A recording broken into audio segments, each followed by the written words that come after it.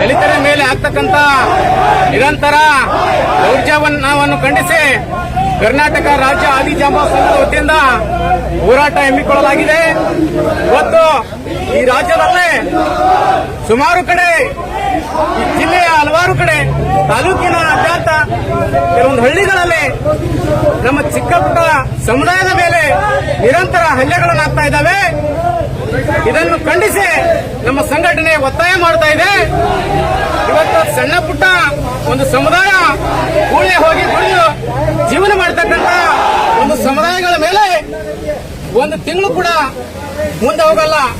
ಒಂದು ಟಾರ್ಗೆಟ್ ಮಾಡಿ ಆ ಚಿಕ್ಕ ಪುಟ್ಟ ಸಮುದಾಯಗಳ ಮೇಲೆ, ದಲಿತ ಸಮುದಾಯಗಳ ಮೇಲೆ ಯಾರ್ದೋ ಹುನ್ನಾರವನ್ನು ರೂಢಿಸಿಕೊಂಡು ನಿರಂತರ ದೌರ್ಜನ್ಯಗಳಾಗ್ತಾ ಇದ್ದಾವೆ.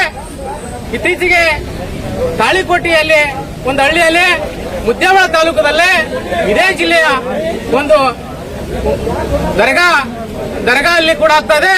ಮತ್ತು ನಮ್ಮ ಧಾರವಾಡ ಜಿಲ್ಲೆಯ ಕುಂಬಾರಗೊಪ್ಪದಲ್ಲಿ ಕೂಡ ಕರೆಂಟ್ ಶಾಕ್ ಕೊಟ್ಟು ಆ ವ್ಯಕ್ತಿಯನ್ನ ಮರಣ ಹೊಂದಿಸಿ ಕರೆಂಟ್ ಶಾಕ್ನಿಂದ ಸತ್ತಿದ್ದಾನೆ ಅಂತಿದ್ದಾರೆ. ಅವರು ಹಲ್ಲೆ ಮಾಡಿ ಅವನನ್ನು ಕೊಲೆ ಮಾಡಿ ಅವನಿಗೆ ಕರೆಂಟ್ ಶಾಕ್ ಕೊಟ್ಟು ಅವನ ಮರಣ ಮಾಡಿ ಕರೆಂಟ್ ಶಾಕ್ ಸತ್ತಿದ್ದಾನೆ ಅಂತಿದ್ದಾರೆ.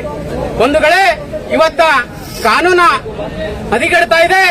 ಅಂದ್ರ ಯಾವುದೋ ಒಂದು ನ್ಯಾಯ ಕೊಡಬೇಕಾಗಿರ್ತಕ್ಕಂಥ ಒಂದು ನ್ಯಾಯಾಲಯದಲ್ಲಿ ಆಗಿರ್ಬೋದು, ಒಂದು ಇಲಾಖೆಯಲ್ಲಿ ಆಗಿರ್ಬೋದು, ನಮ್ಮ ಸಮುದಾಯಕ್ಕೆ ಸೂಕ್ತವಾದ ನ್ಯಾಯ ಸಿಗ್ತಾ ಇಲ್ಲ. ಇದರ ಖಂಡಿಸಿ ಇವತ್ತು ನಮ್ಮ ಸಂಘಟನೆ ವತಿಯಿಂದ ನಾವು ಒತ್ತಾಯ ಮಾಡ್ತಾ ಇದ್ದೇವೆ. ಇಂಥ ಹಲ್ಲೆಗಳು ಮುಂದೆಂದು ನಡೆಯಬಾರದು. ಹೀಗೆ ಸಣ್ಣ ಪುಟ್ಟ ಗೂಳೆ ಹೋಗಿ ದುಡ್ಕೊಂಡು ತಿಂತಕ್ಕಂಥ ಸಮುದಾಯಗಳ ಮೇಲೆ ನೀವು ಯಾಕೆ ಹಲ್ಲೆ ಮಾಡ್ತಾ ಇದ್ದೀರಿ ನಮ್ಗೆ ಗೊತ್ತಾಗ್ತಾ ಇಲ್ಲ. ಒಂದು ತಿಂಗಳು ಕೂಡ ಅದನ್ನ ಮರೆ ಮುಚ್ಚುವಂತೆ ಇಲ್ಲ. ಒಂದ್ ಕಡೆ ಒಂದು ತಾಲೂಕಾಗ, ಮತ್ತೊಂದ್ ಕಡೆ ಜಿಲ್ಲಾದಾಗ, ಹಿಂಗ ಸುತ್ತಮುತ್ತ ನಮ್ಮ ರಾಜ್ಯದಲ್ಲಿ ಬಹಳ ಅತಿಕ್ರಮಣವಾಗಿ ಸಣ್ಣ ಪುಟ್ಟ ಸಮುದಾಯಗಳ ಮೇಲೆ, ದಲಿತ ಸಮುದಾಯಗಳ ಮೇಲೆ ಹಲ್ಲೆ ಖಂಡಿಸಿ ಅದರ ವಿರುದ್ಧ ಉಗ್ರವಾದ ಹೋರಾಟವನ್ನು ಹಮ್ಮಿಕೊಂಡಿದ್ದೇವೆ. ಇದೇ ಕುಂಬಾರಗೊಪ್ಪ, ಧಾರವಾಡ ಜಿಲ್ಲೆಯ ಕುಂಬಾರಗೊಪ್ಪ ಗ್ರಾಮದಲ್ಲೇ ಮೊನ್ನೆ 7 ಜನಗಳ ಮೇಲೆ ಹಲ್ಲೆ ಆಗ್ತಾ ಇದೆ.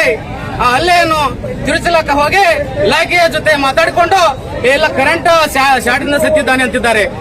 ಅಲ್ಲಿ ಅವನ ಹಲ್ಲೆ ಮಾಡಿ ಅವನ ಕೊಲೆ ಮಾಡಿದ್ದಾರೆ. ಬಂಧುಗಳೇ, ಈ ರೀತಿ ನಡೀಬಾರದು.